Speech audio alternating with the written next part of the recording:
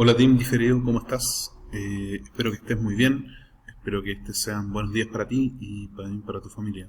Soy Rodrigo Reyes Aliaga, soy su profesor de filosofía, aquí en esta clase y en las que vendrán. En la parte de abajo de este video, en el frame, ¿cierto? Encontrarás mi nombre y también mi correo electrónico, a los cuales tú me puedes escribir por dudas, consultas o cualquier otra cosa que sientas necesario comunicarme. En esta clase hablaremos sobre los orígenes de la filosofía. Intentaré hacer de la manera más sintética todos estos contenidos para poder darte tiempo para hacer la actividad, etc.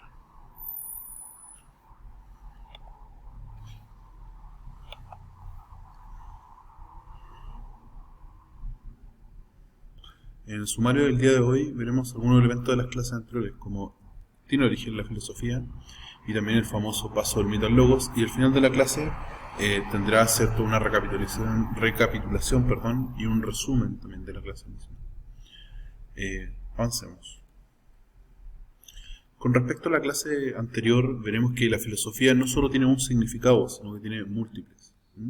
Y eso está muy bien. En el fondo, quiere decir que la complejidad de nuestro lenguaje nos entrega diferentes posibilidades tanto de interpretación como también de uso de las palabras.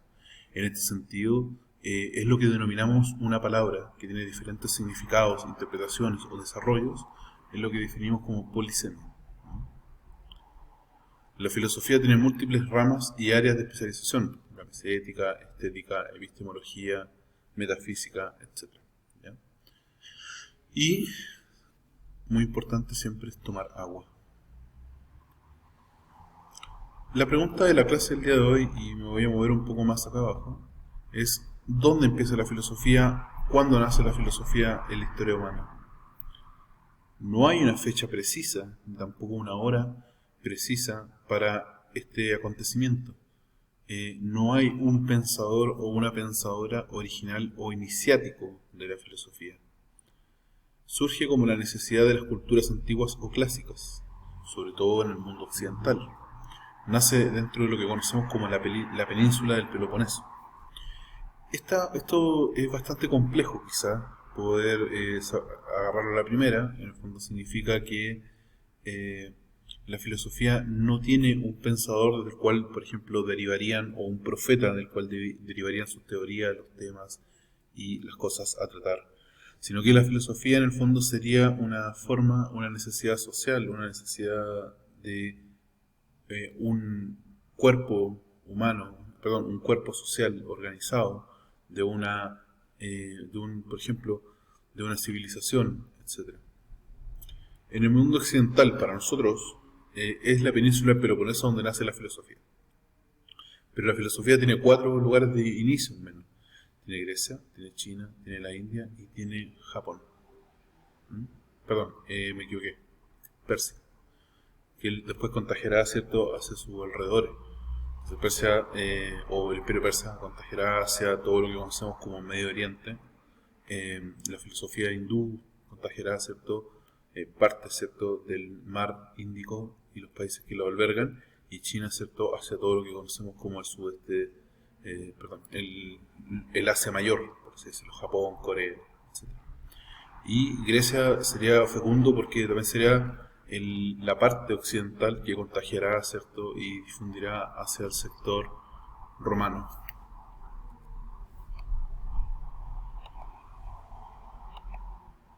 En la península ibérica, que es básicamente, para que me tomen con atención, que es básicamente lo que vemos acá abajo, esta pequeña península no se llamaba Grecia.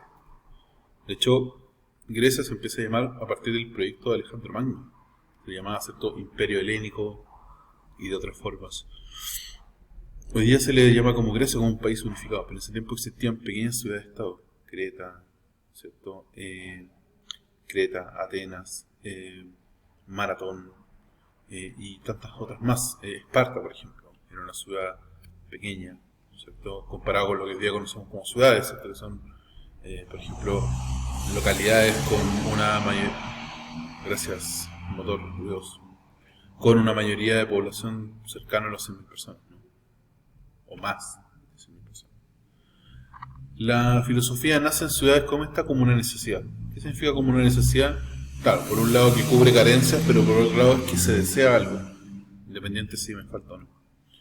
Y la necesidad del pensamiento de buscar nuevas respuestas y fundamentos entre fenómenos naturales y sociales. Es decir, fenómenos que responden tanto de la naturaleza, lo que nos rodea, como en el mundo, pero también de la interacción humana, de la interacción social entre personas. Vamos con la siguiente. Ya, entonces aquí surge lo que conocemos como el paso del mito al logos. En el fondo, las sociedades más antiguas ocupaban la mitología como una fuente de conocimiento, y esa fuente de conocimiento lo llevaba a desarrollar, ¿cierto?, una mitología en torno a fenómenos naturales, como la lluvia, la sequía, la buena cosecha, la noche o el fuego, como una forma de justificar la existencia de esto, y no a partir del estudio, por ejemplo, más estricto sobre la naturaleza. También podemos ver que hay fenómenos que son sociales, es decir, que nacen, se difunden y se propagan a partir de la interacción entre las personas, como el amor, la envidia, la guerra, la solidaridad, el egoísmo, la prosperidad o el festejo. Es decir, por ejemplo, romanos y griegos tenían un dios específico de la fiesta, que en el fondo inauguraba una temporada o finalizaba una temporada de cosecha, en el cual había que rendirle culto, por ejemplo.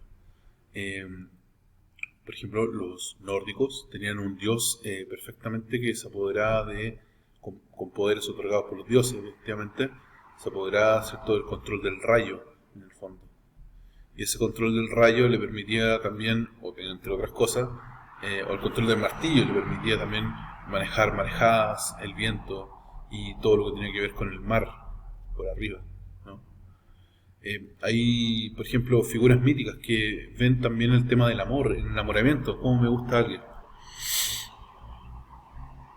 Entonces, habían parejas que eran, uno podría decir, imposible, pero que sin lugar a dudas existían, principalmente porque había un dios que intercedía por esas parejas. Que en este caso era una figura, en realidad no era un dios, pero era una figura mística de un querubín con flechas, ¿ya? La guerra también era motivada, ¿cierto?, por los deseos sangrientos de un dios particular, y también tenemos que ver que el fuego también nace a partir de un mito o un relato mítico, llamado también así por Prometeo, ¿no? Entonces, todas las mitologías tienen como característica principal la multiplicidad de dioses. Estos dioses son protagonistas de estos relatos fantásticos, y los seres humanos quedan subordinados, es decir, quedan bajo la voluntad de lo que desean estos dioses.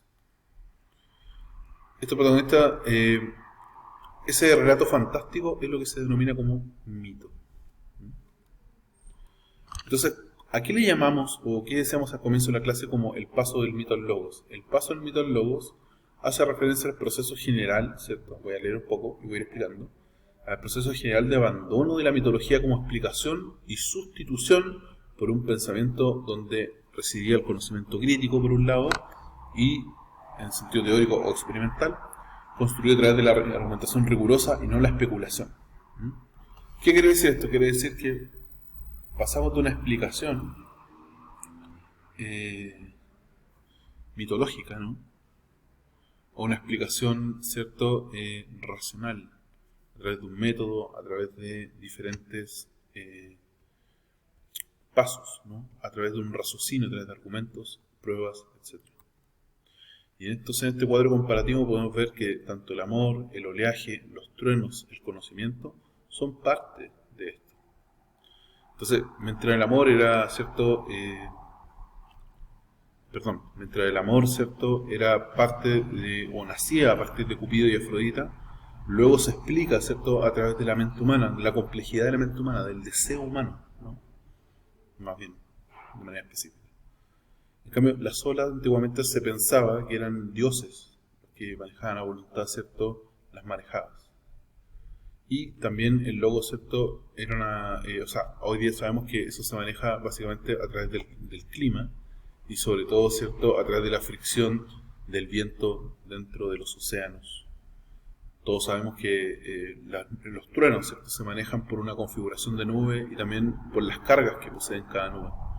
Y mitológicamente, antiguamente se le echaba la culpa, ¿cierto?, a Thor en el sentido nórdico, o Zeus, por ejemplo, en el sentido griego. Aquí en el conocimiento no lo cuadré bien, perdón.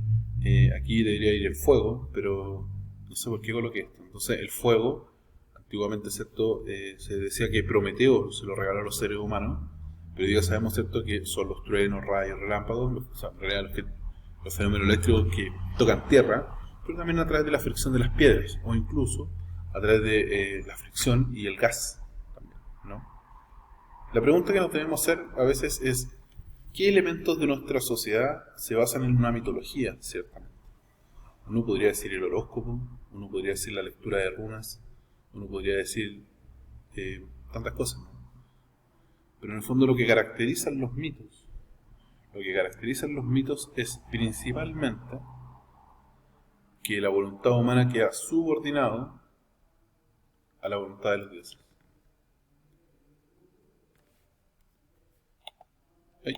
Ahí sí. Bueno, y como último punto, decir que, hacer el resumen, la filosofía nace como la necesidad social de buscar nuevos fundamentos. El paso del mito al logos fue un proceso lento y arduo de desplazamiento de la mitología como fundamento. Lo que denominamos como logos es una palabra griega. Aquel concepto proveniente de la lengua griega define básicamente lo que es el pensamiento racional y su organización. Y por último, tomen mucha agüita porque siempre hace bien. Nos vemos. Espero que te haya gustado la clase. Y nos vemos la siguiente semana.